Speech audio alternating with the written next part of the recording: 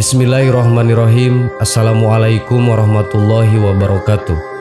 Sahabat yang beriman, ingatkan kita bahwa sebenarnya kita pernah melakukan perjanjian dengan Allah Subhanahu wa Ta'ala sebelum lahir ke dunia. Ya, fitrah manusia memang pelupa, sehingga tidak ingat terhadap hal-hal yang sudah disepakati dengan Robnya sebelum terlahir ke dunia. Perjalanan hidup manusia sebenarnya sudah terperinci. Semua awal kehidupan dimulai dari alam ruh, kehidupan dunia, dan berakhir di surga atau neraka.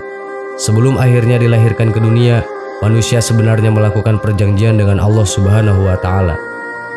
Jika manusia menyanggupi, maka ia akan lahir dan hidup di dunia. Namun jika tidak, Allah tidak akan menakdirkannya menjalani kehidupan di muka bumi. Hal ini dijelaskan dalam Al-Quran dan hadis-hadis yang diriwayatkan oleh Nabi Muhammad SAW. Sebelum setiap manusia lahir ke dunia, Allah telah mengambil kesaksian dari setiap jiwa atau ruh manusia. Dan dinyatakan juga dalam Al-Quran sebagaimana ayat Al-Hadid ayat 8. Dan mengapa kamu tidak beriman kepada Allah? Padahal Rasulullah menyeru kamu supaya kamu beriman kepada Tuhanmu. Dan sesungguhnya Dia, Allah, telah mengambil perjanjianmu jika kamu adalah orang-orang yang beriman. Quran Surat Al-Hadid ayat 57. Dalam sebuah hadis riwayat Imam Tirmidzi, Rasulullah SAW bersabda bahwa saat penciptaan Adam, Allah mengusap punggung Adam, lalu dari punggung tersebut keluar setiap ruh yang menyerupai biji atom yang berjatuhan. Ruh tersebut kemudian dijadikan berpasang-pasangan, lalu diambil janji dan kesaksiannya. Hal ini diperkuat dalam Quran Surat Al-A'raf ayat 172 tentang syahadatnya jiwa manusia sebelum ke alam dunia. Dan ingatlah, ketika Tuhanmu mengeluarkan keturunan anak-anak Adam dari sulbi mereka dan Allah mengambil kesaksian terhadap jiwa mereka, seraya berfirman, "Bukankah aku ini Tuhanmu?"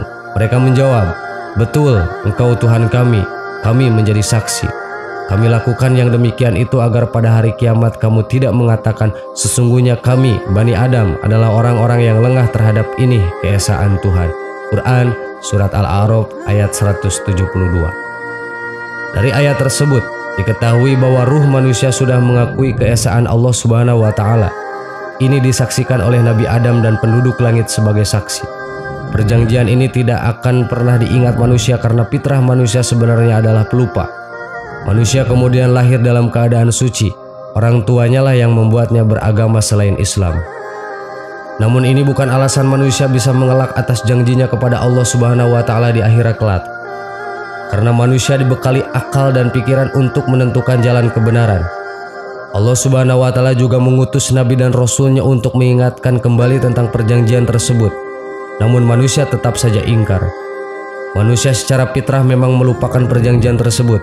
Karena itu kenyataan yang harus dihadapi oleh setiap manusia adalah sesungguhnya tidak ada satu jiwa pun yang lahir ke dunia ini kecuali Allah telah mengambil perjanjian dan kesaksian mereka ketika di alam ruh, bahwa Allah adalah Rob mereka. Dan Allah melakukan hal ini agar mengujinya dalam kehidupan dunia, agar pada hari akhirat nanti tidak ada satupun manusia yang akan mengingkari tentang keesaan Allah. Sahabat yang beriman, kita hidup di dunia ini seperti ujian di sekolah. Manusia menjalani kehidupan setelah setuju dengan perjanjian yang dibuatnya dengan Allah Subhanahu wa Ta'ala. Saat menjalani kehidupan, manusia seperti sedang ujian. Guru tidak akan memberitahu jawaban meski sebelumnya apa yang diuji telah diajarkan. Jawabannya baru akan diberitahu saat ujian telah selesai. Setelah hari kiamat, Allah barulah akan memberikan jawaban atas apa perjanjian yang sudah kita buat dengannya sebelum lahir ke dunia ini. Wallahu a'lam. Assalamualaikum warahmatullahi wabarakatuh.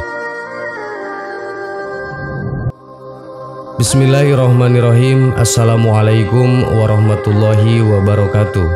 Sahabat yang beriman, tidur adalah waktunya istirahat di mana kita tahu bahwa otak dan tubuh kita semuanya mengambil waktu rehat setelah bekerja seharian. Namun, tidur juga kerap dianggap sebagai kematian kecil yang terjadi pada manusia karena dalam saat kita tidur, kita berada dalam keadaan tidak sadar. Diketahui juga bahwa ruh kita akan meninggalkan tubuh kita yang tengah terbaring di atas tempat tidur. Yang membuat penasaran dan membuat orang bertanya-tanya adalah jika memang benar ruh kita pergi saat kita tidur nyenyak, kemana ia akan pergi? Dalam pandangan ilmiah, penelitian ini belum pernah dilakukan. Jikalau dilakukan pasti tidak akan masuk logika karena ruh tersebut merupakan jiwa yang berada di dalam masing-masing manusia yang masih hidup. Ruh sendiri tidak berbentuk dan manusia sendiri pun tak bisa melihatnya.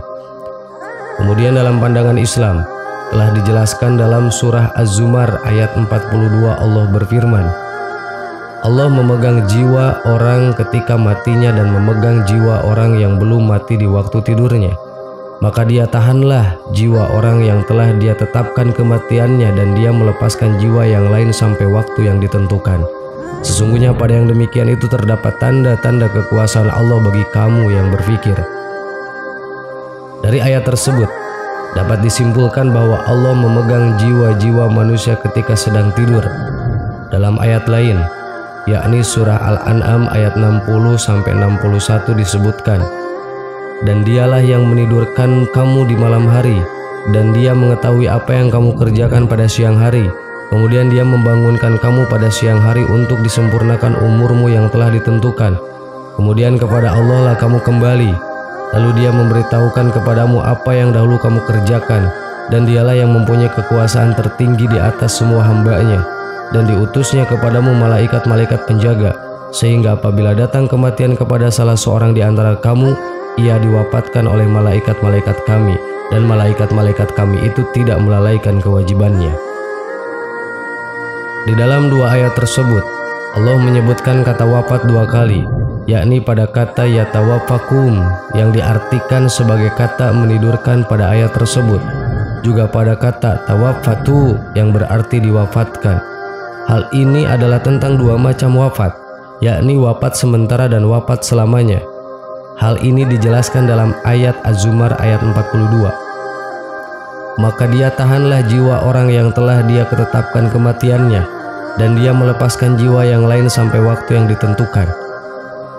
Karena itulah ketika kita tidur, menurut sunnah dari Abu Hurairah radhiyallahu anhu bahwasannya Rasulullah SAW bersabda, apabila salah seorang di antara kalian bangun dari tempat tidurnya kemudian kembali lagi, hendaklah ia mengibas-ibas kainnya 3 kali sebelum tidur pada waktu tidurnya.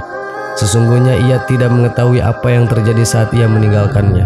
Dan apabila berbaring, hendaklah ia membaca, dengan menyebut namamu ya Allah, Robku, aku meletakkan lambungku tidurku. Dan denganmu pula aku mengangkatnya atau bangun. Apabila engkau menahan diriku atau mati, sayangilah aku. Namun bila engkau melepaskannya atau hidup, peliharalah ia sebagaimana engkau telah pelihara dengannya hamba-hambamu yang soleh. Sahabat yang beriman, itulah ruh kita dalam keadaan tidur. Jadi apabila kita hendak tidur, berwudulah dan bacalah doa agar terhindar dari segala macam pancabahaya dan penyakit. Amin. Allahu a'lam. Assalamualaikum warahmatullahi wabarakatuh.